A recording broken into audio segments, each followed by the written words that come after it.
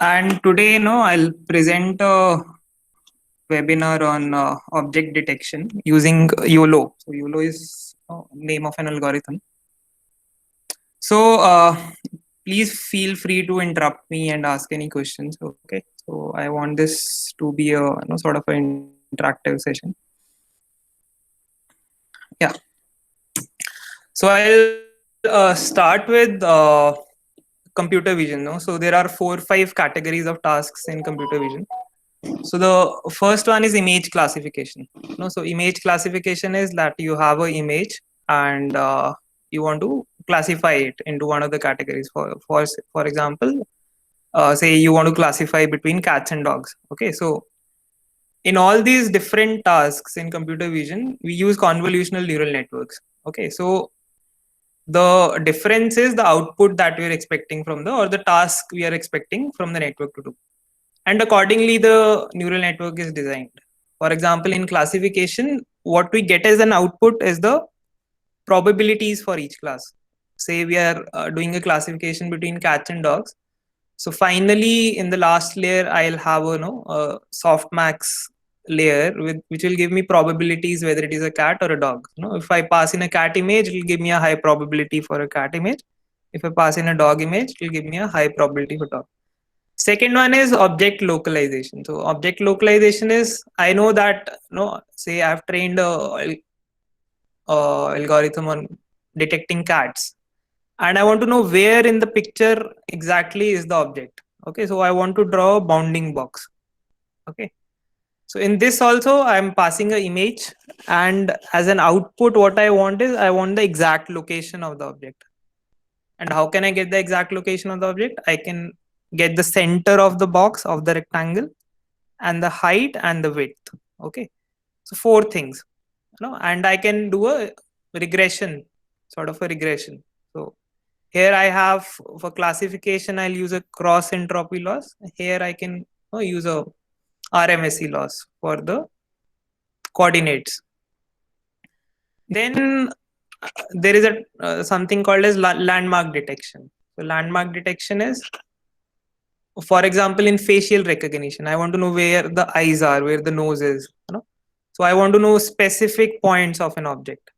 So accordingly I'll need that kind of a data set to train on. For example, I want to know all these, where the different joints in the body are. So a neural network can be trained that way. It will just give out. So for example, I'm looking at human pictures, and I want to identify some 10 15 key points, right? So you see the shoulders, the elbows, the hands, right? So the neural network will output the coordinates for these, right? And then there is object detection, about which we'll talk about object detection. So in object detection, I don't know how many objects there are in the picture. There can be 5 objects, there can be 10 objects, there can be just one object. So the task here is much more complex. Here I want to identify all the objects in the picture. I want to localize them where exactly they are, and also give a probability. How, what is the probability that this is a person? So instead of one object, I have say 100 objects. I want to identify all the objects. Then something called as semantic segmentation, where I want to exactly get the shape of the object, exactly mask every object in the picture. So this is even more complex. So we'll start with object detection. This is a topic. So in this entire presentation, I'll take this example. We want to detect cars in the picture. There can be as many cars. For example, in this picture, there are 1, 2, 3, 4, 5, 6, 7, 8, some 10 cars are there. Some cars are far behind, some cars are closer. The closer objects appear bigger, farther ones are smaller. But I want to recognize all of them. So how can this be done? So there are, over the past few 4 5 years, many approaches have been devised. So let's look at all of them. So the most basic one is called the sliding window approach. So what do? So you crop the image. No, you take a window like this. No, start from this point. Then you keep moving this window all over the image. So for example, when your rectangle comes here, right? Then it will crop this region. Then it will pass through a classifier. Whether there is a car or not. So if the car is there, it will identify. This window has a car. So when my sliding window comes here, it will identify the car is here. When the sliding window is here, it will say the car is not here.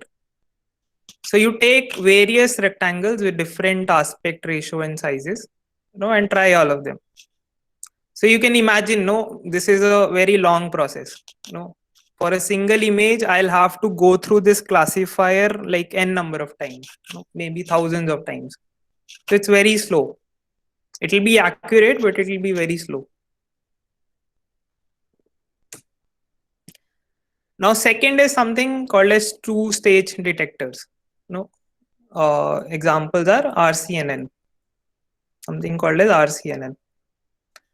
So what happens in an RCNN is I don't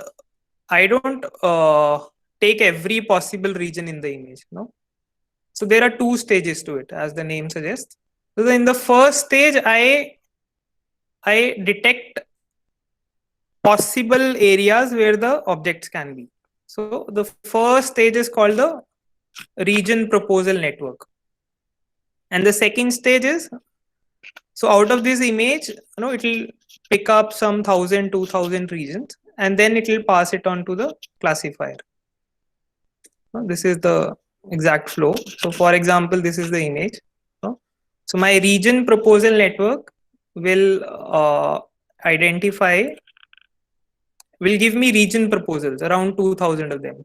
And each 2,000 of them goes through the classifier network. Okay. To tell me what objects are there in that region. Okay. So this is a two-stage. So this is accurate, but this is still slow, because 2,000 regions have to pass through this classifier. Now, after that, there's an algorithm called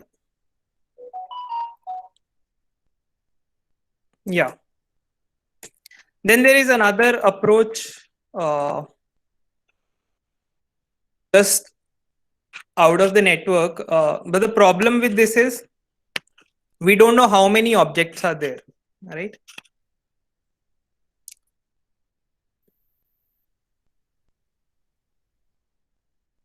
Now we come. Sachin, just go back to previous slide. I have a question.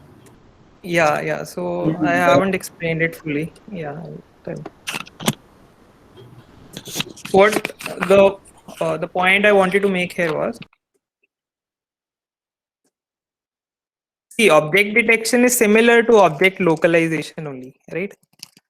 In object localization, I have just one object, but in object detection, I can have multiple objects, right? Say I am just detecting my cars. I'm just detecting cars, right? What I could have done was, in object localization, I'm taking output for just one bounding box, right? From the neural network. But in object detection, I have multiple objects. So I can take coordinates for I can directly get the coordinates, right? I need not crop my image and then send every crop image to the classifier. I can various rectangles, right? But the problem with that approach is,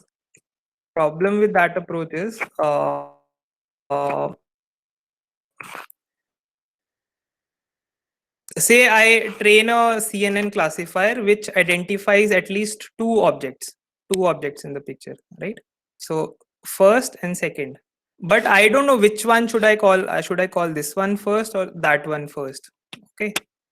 So this approach can't work.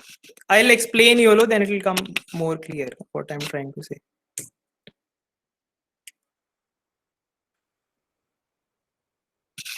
So what happens in YOLO is, so YOLO is an acronym. The full form is you only look once. You only look once.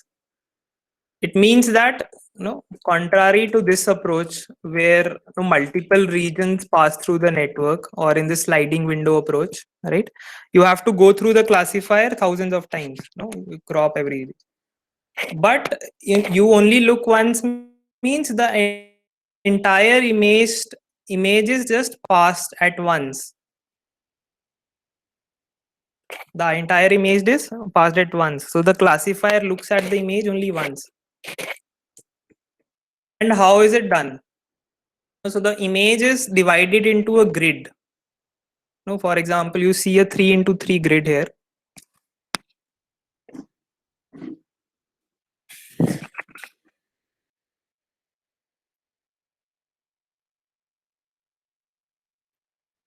You see a 3x3 grid in this picture, and for every box, we predict whether an object is present in this small cell. We predict if the object is there, and we also predict what object is there in the picture. Okay. So 5 things are predicted. First is the probability whether an object is there in that cell. Second, if the object is there, what are the coordinates? Where are the center? Where is the center of the object? This is my coordinates, and what is the height, and what is the width? This is x, c. Okay. So, for example, if I'm drawing a 3x3 grid, so the output from the network will be. So I have nine cells here, right? 1, 2, 3, 9 cells here. So my output will be 9 into, say in this example, I am detecting only cars. Okay. So for every box, I'll get these 5 numbers. These 5 numbers. The object is there in that cell. The probability should ideally be 1. If the object is not there, the probability should be 0. Right? And if the object is there, then I also want the exact position of that object. Okay. Then now it can be the case that one cell has 2 objects. Instead of 1, it has 2 or more objects. Right. So right now we are assuming one cell will have just one object, but it can be the case one cell can have 2 objects. So in that case, for example, this case, right?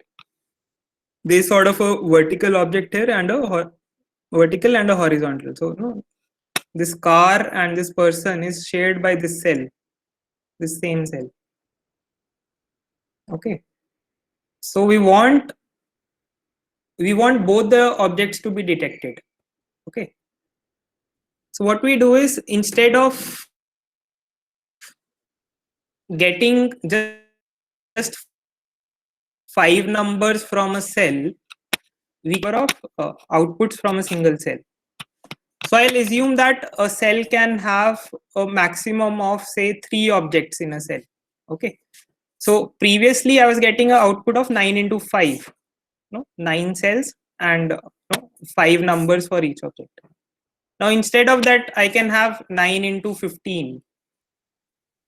I say that there are 3 objects, and 15 is like, if there are 3, say I have one object like this here, another object like this here, right? Another like this here. So 5 numbers for each of these boxes, so 9 into 15. So this is the kind of output I'll get. And what are anchor boxes? Now anchor boxes are predefined boxes. For example, let's look at this picture. Okay, so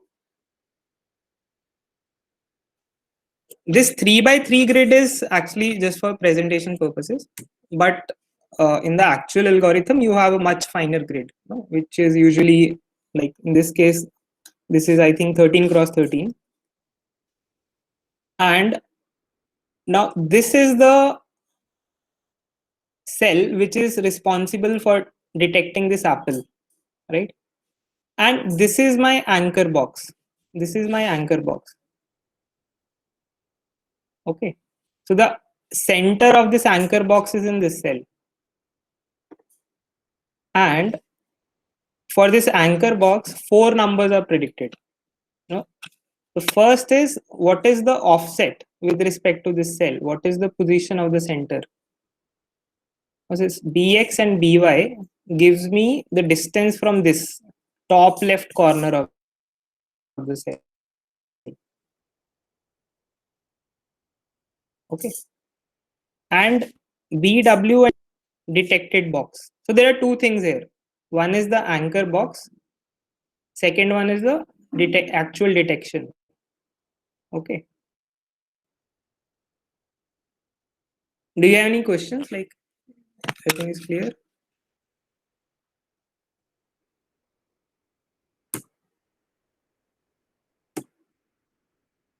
So you said offset from where? So earlier you identified the 5 variables. What are the variables now in action? In the previous slide, you identified 5 variables, right? But what are the variables in action now in this anchor box scheme? Yeah. Right. So, for example, usually in this YOLO algorithm, there are in the YOLO V1 algorithm, there are 3 anchor boxes used for every cell. For example, this is my cell. Then these anchor boxes are predefined boxes. Okay. So, say I'll draw another diagram here. This was my cell. Okay. And this is my one anchor box. Say my because I have objects of various aspect ratios to detect. For example, in this I have a car which will be horizontal and something which will be vertical as well. Okay. So I predefine some aspect ratios. Say these are my 3 anchor boxes. Now So suppose this cell had a car in it. You are putting 3 cookie cutter templates on top of every cell. Yeah, 3 templates on top of every cell, and whichever is the closest to the actual object, that will get triggered. Okay. No, so if there is a car, this one will get activated. If there is a person, this one gets activated, right? So that way. So when I say get activated, what do you mean by activated? Is the probability. No, if there was a car, that horizontal will tend to get a higher probability. And if and the rest of the 2 anchor boxes will have a lower probability. So previously I was saying every cell has 5 numbers which get predicted. Now every anchor box has these 5 numbers, right? Suppose this was the grid that I'm using a 13 cross 13 grid. I'm using 3 anchor boxes for every cell here. So the output that I'll get is 13 cross 13 because there are these many cells inside. And then I have 3 anchor boxes for each cell, then 13 into 13 into 3. And then I have 5 variables. First variable is the probability. Next 4 are the positions. So 13 into 13 into 3 into 5. So this is the output that I'll get from the network. Okay. Then I'll check which anchor boxes are having a good amount of probability, say greater than 80%. And I'll just look at those outputs. Is that clear? Okay, so the XY are the offset from which point? Yeah, XY are the offset from which point. So this is my cell, which is and the top left corner. So X and Y are the offset from the top left corner of the cell. Okay. These distances. And we are assuming this distance is 1. This is 1. So relative to the cell dimensions, this is also 1. So this will be around 0.5. Say this will be around 0.2. Okay.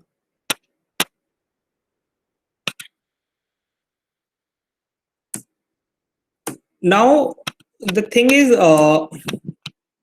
in the first version of YOLO, they faced an issue that they were not able to identify very small objects.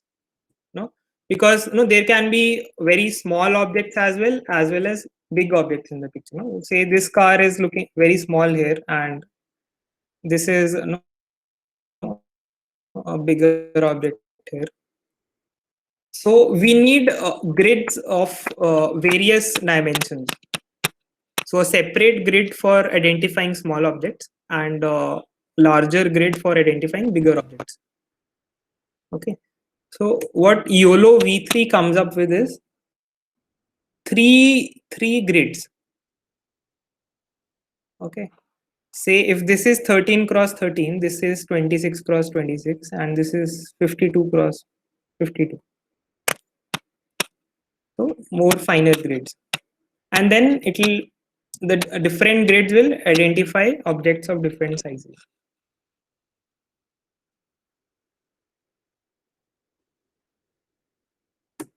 Yeah, so this is the exact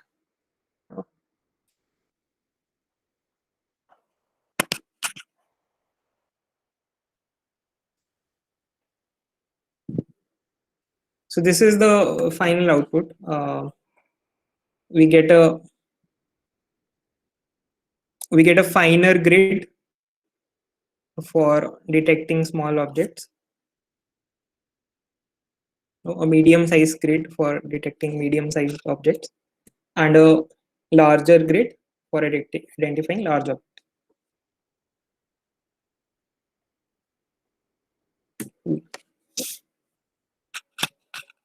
This is the entire process.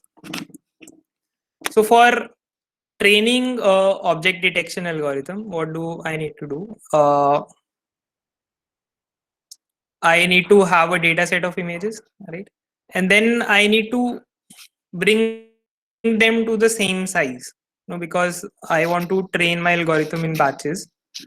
And so all the images can be trained at once. So they need to pass as batches from the algorithm, right? So, and this GT means ground truth encoding, right? So while preparing my data set, I need to know what are the actual bounding boxes for the objects, right? So these are my actual bounding boxes. So for training, I need the actual ground truth bounding boxes, right? So this is my training data set preparation. Then I need to finalize what is the CNN architecture that I'll use, right? Then I'll get an output from the model, and I have a loss function. So loss function will comprise of multiple components. Say if I am detecting multiple objects in the image, then I'll have, there are actually 4 components to the loss function, which we'll discuss. Now, if I am using my algorithm for predicting, right? If I'm using it for predicting, I'll get multiple predictions. And I need to clean up those predictions. Because, for example, say this was an image, okay? So I get a prediction like this also, and I'll say get another prediction from this cell also, which will be slightly shifted towards left. Okay. No, some bounding box like this. I may get 3-4 more bounding boxes, which are covering that apple, right? But I need to pick one of them. Okay. So that is done using a procedure called NMS, non-maximal suppression. Okay, which we are going to look at. Before that, I just want to talk about the receptive field. What do I mean by receptive field?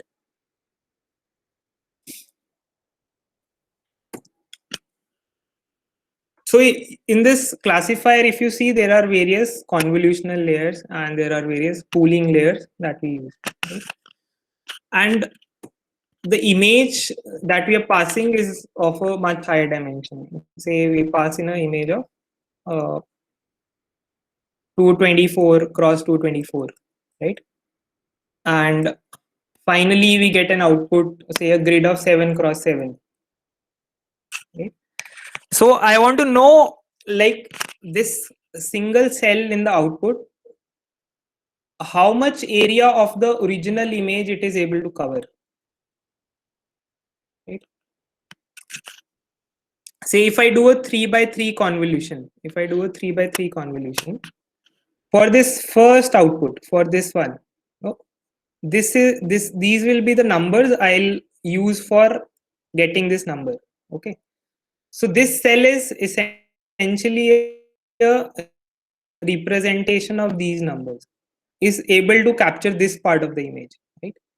And for example, if I say do a 2x2 max pooling, right, for this cell here I am using these 4 cells.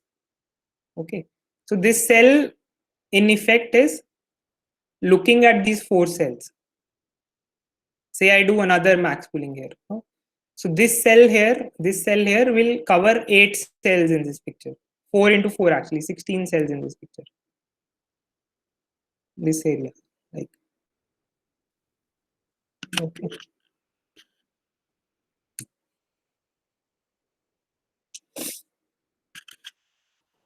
So let's look at the entire network.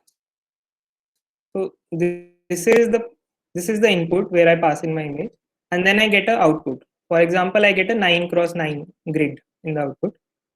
Now you see, we're looking at 2 cells, this one and this one.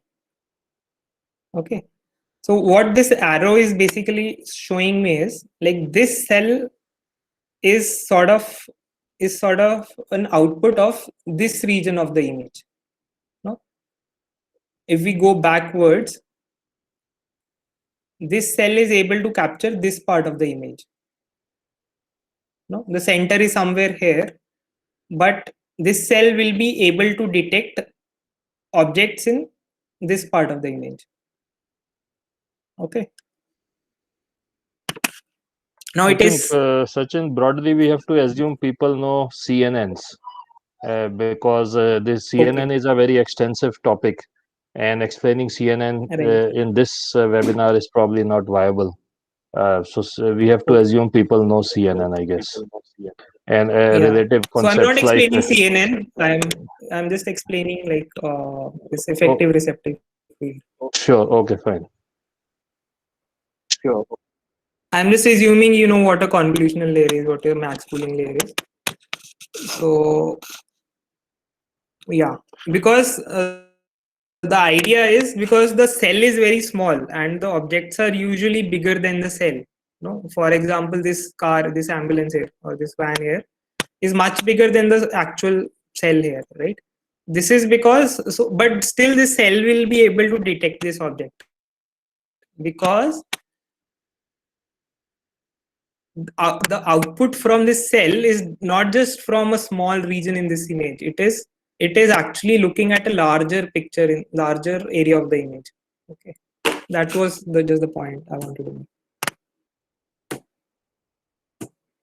So the point is, if I use a finer grid, I'll have a smaller receptive field. If I use a larger, if I use a more coarse grid, I'll have a bigger receptive field. So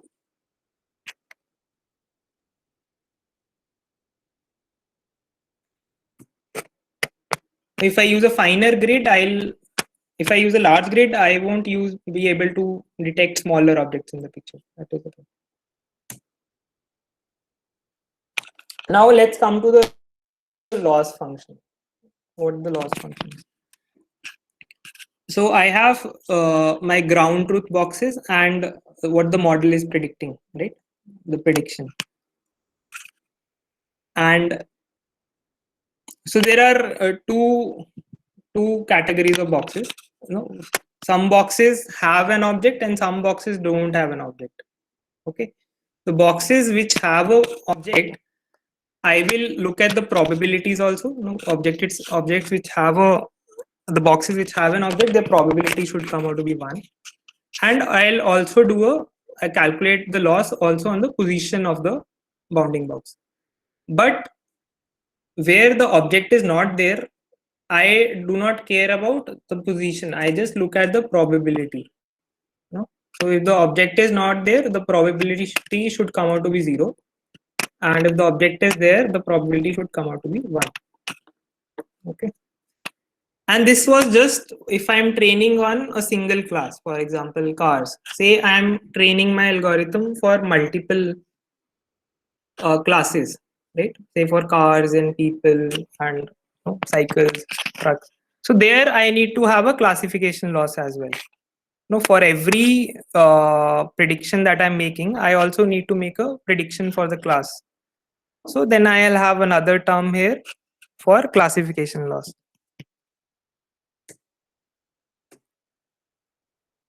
Correct.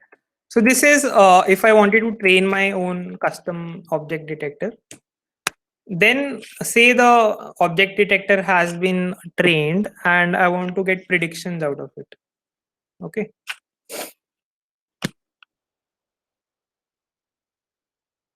I think we can go to the code and then come back to this presentation.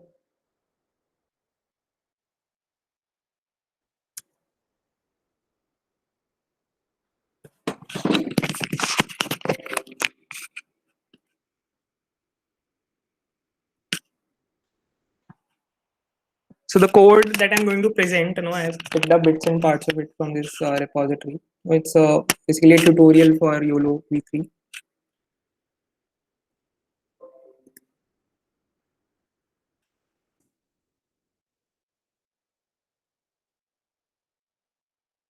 You can increase the font level or 2. Okay. Fine now. Yeah, better, I think. It is back, maybe one more level. That's kind of okay.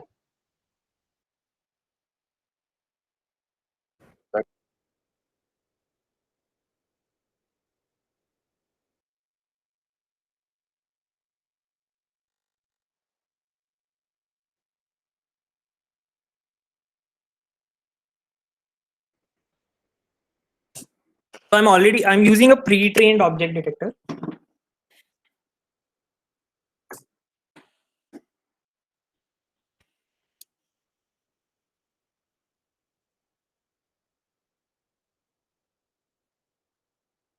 So it has been trained on 80 classes. It has been trained on 80 classes. And all these are the different classes. This is a person, bicycle, car, motorbike. So all different objects it can detect in a picture.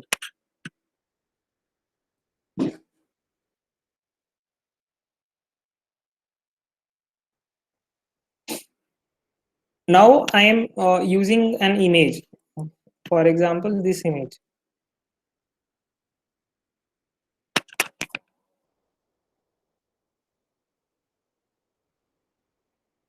So this is the image. This has many people, and it has all these.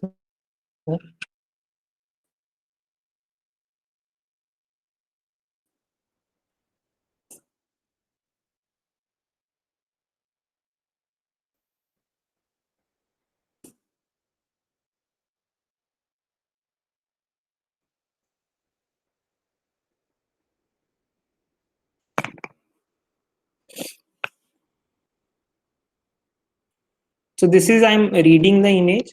I'm reading the image from here. Then I'm resizing it to this size 608, 608. Okay.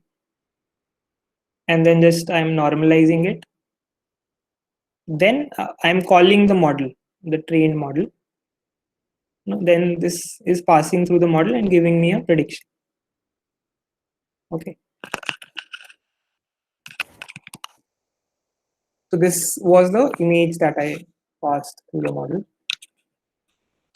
But when you resize it, its aspect ratio would have changed, right? So its aspect ratio has changed. Yeah. So in the inference, A slight bit because I purposefully use. Yeah.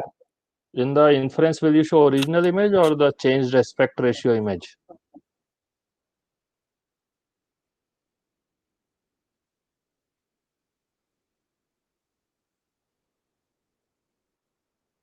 We can show both of them. We can show the original, right? And Okay. accordingly, we change the bounding boxes also. But for this presentation purposes, I'm just showing the resized image. Okay. And if we don't want to change the aspect ratio, we can keep the aspect ratio as it is, and we can pad.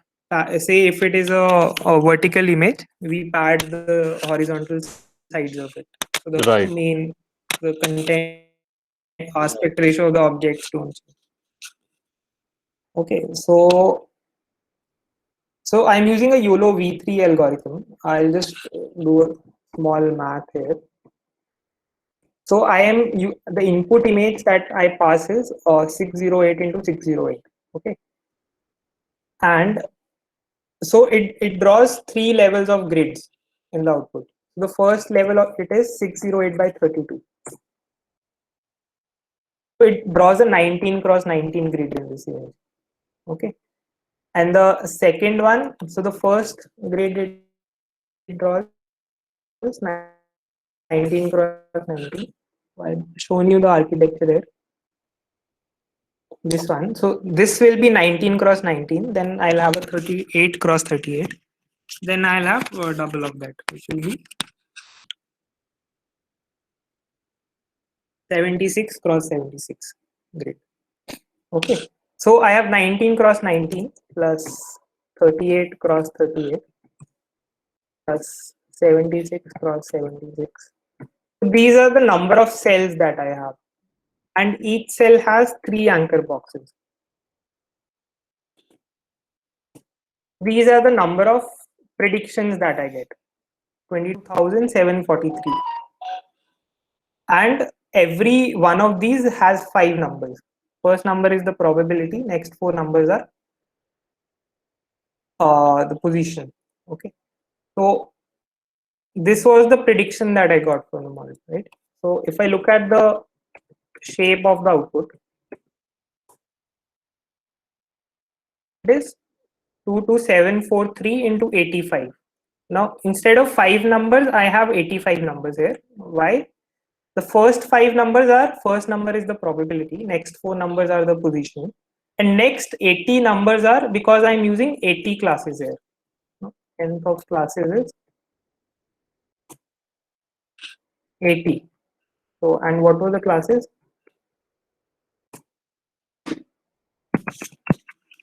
These were the different classes. So the next 80 numbers are the probability for each of these class, whether it is a person or a bicycle or. So the next 80 numbers are the probabilities for each of these class. And I pick up the class with the highest probability. Okay. So I pass in this image, then I get these many predictions, 22,743. But most of them won't have any object in them. So I want to see only those bounding boxes which have some probability, say greater than 40% or 50%. Okay, so I filter those boxes which have a probability of having an object greater than, say, 40%. I'm taking a cutoff to be 40%. So let's see how many boxes are there.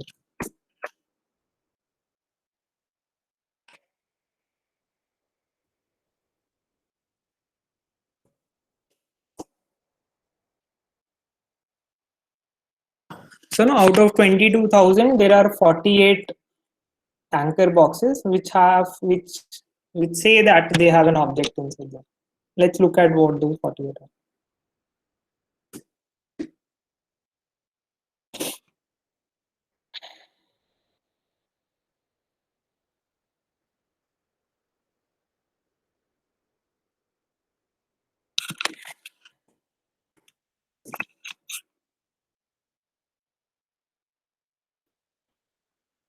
Just a sec.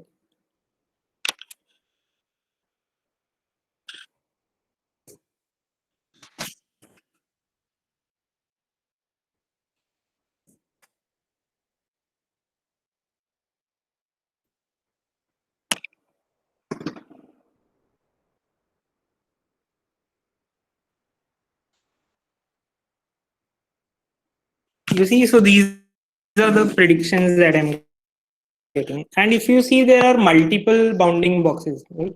For example, if you look at this person here, there are multiple number of boxes, 1, 2, 3, 4, 5, which are detecting this person here. Similarly, for this bowl here, there are 2 bounding boxes, right? And similarly for everything in the image, right? Then on this output, we perform something called as non-maximal suppression. And this prediction, this I've written a function, write results. So that is what it does. So 0.4 is the cutoff for probability, and this is the cutoff for NMS confidence. We'll talk about what this is.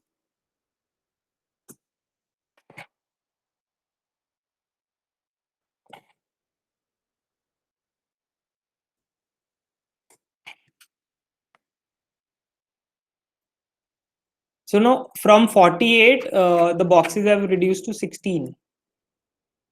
Okay.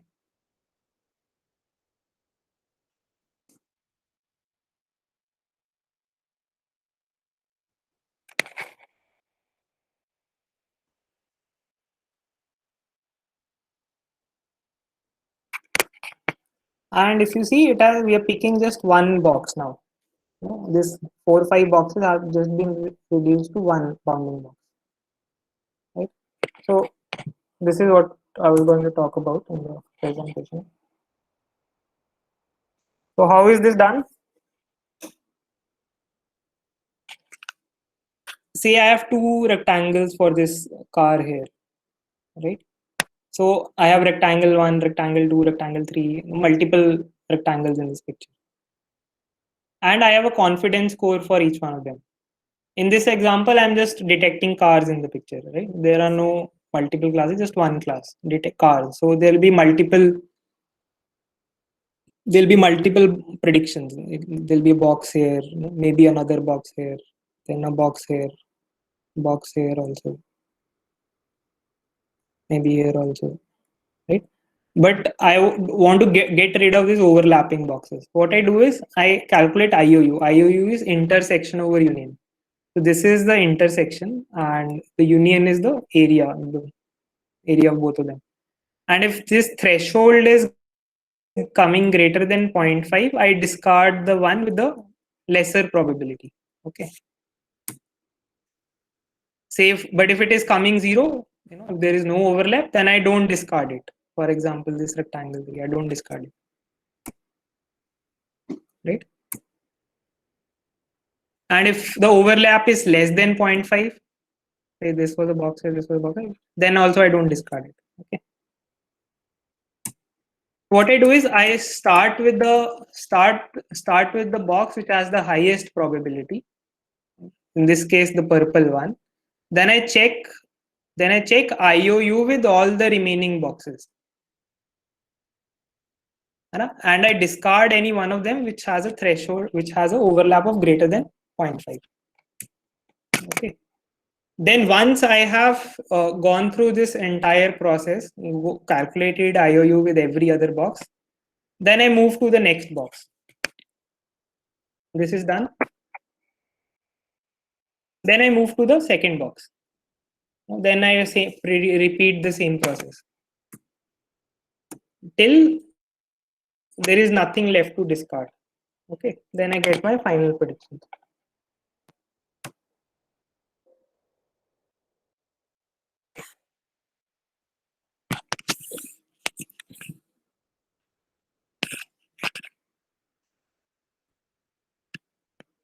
Yeah, so this was the YOLO algorithm. Any questions that you want to ask?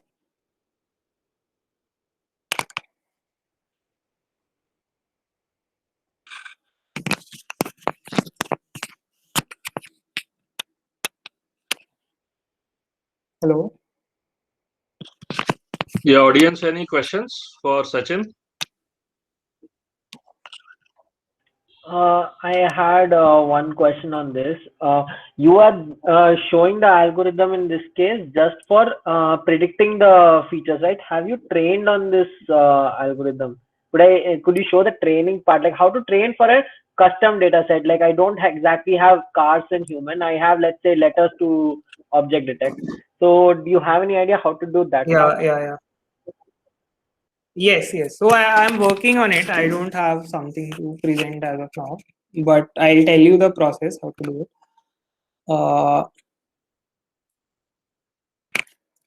So you have a custom data set, right? You say you're training on this kind of data set with people and with all these things. Then you need to when you have a custom data set, you will have images as well as bounding boxes, correct? Yes. Yeah. Yes. So you have a data set with images and bounding boxes as well as the classes. Okay. For training the algorithm, the loss function that I talked about,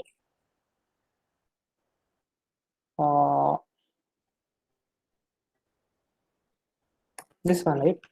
So this is the process where I'll prepare my data set. Okay. So now I have my bounding boxes.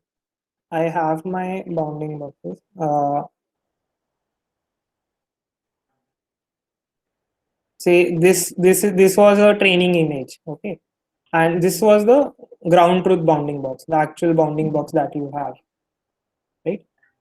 Yes. But this image is, but when you get a prediction, you get 22,743 bounding boxes, right? In our case, Yes. right? Now, out of these 22,743, you have to assign one of them this bounding box, with the one which is closest to this. Okay, so how do you do that? So now 22,743 is a big number. First, you identify the center of the bounding box that you have. Then you see in which cell is this falling. Now, for example, if I'm using a 5x5 grid, and I see that this bounding box, actual bounding box, was in this cell. Okay. And now this cell also has 3 anchor boxes. There is a horizontal anchor box, there is a vertical anchor box, some aspect ratios that you have defined. So you pick one out of these 3, one box out of these 3. Okay. The one which has the highest IUU. Okay. And then you assign that bounding box as the ground truth. Okay. Correct? Okay. Then after that you use this loss function that I showed. So you're saying substantial This one. work is needed for custom image training, right? Sorry, Vivek? You have to prepare the data for custom training. So there is good you have amount to of prepare work the in creating the correct labels for custom training.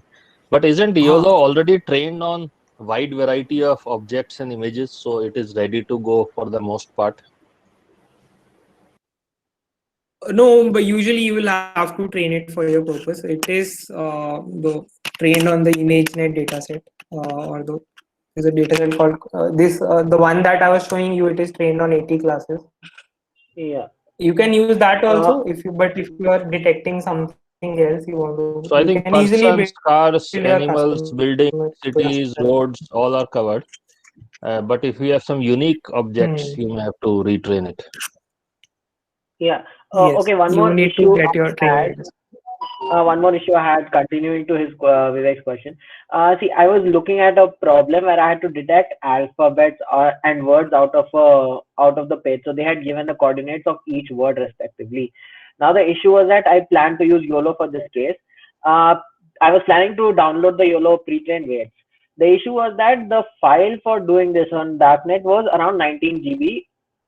So what is, like, how do you go ahead with that? Because Colab won't even support that big file set. The GPUs will crash anyway. How do you train these type of things? Do you have any idea? No, model file will be few MBs. Was it in GBs? Yeah, I'll give me just 2 minutes. I'll find that link out. But it was on GitHub where they were giving a summary or like a tutorial of how to train a YOLO model. So give me just 2 minutes. I'll get back to you. Okay. So yeah, we have to close this webinar. Any such discussion can be taken offline. Any other questions, audience? Okay. Any other questions?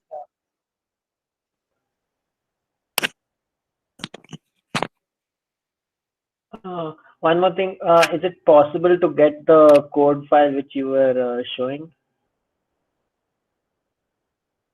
Yeah, sure. I'll share it with you. This one. So I am Okay. also using this GitHub file only. This was few MBs. The trained model was few MBs. Did you customize it, or was it the same So the code original code provided was in not GitHub? written on. Mostly the same code only, but Okay. this few functions were customized to display the image and the bottom. Okay, so I think that brings us to the end of this webinar. Thanks a lot, audience, for joining. And thanks, Sachin, for a very nice presentation on YOLO detector. And if you have any other further questions, we can take it up offline. Thank you all for joining today. Thanks a lot, Sachin. You all have a good day, please.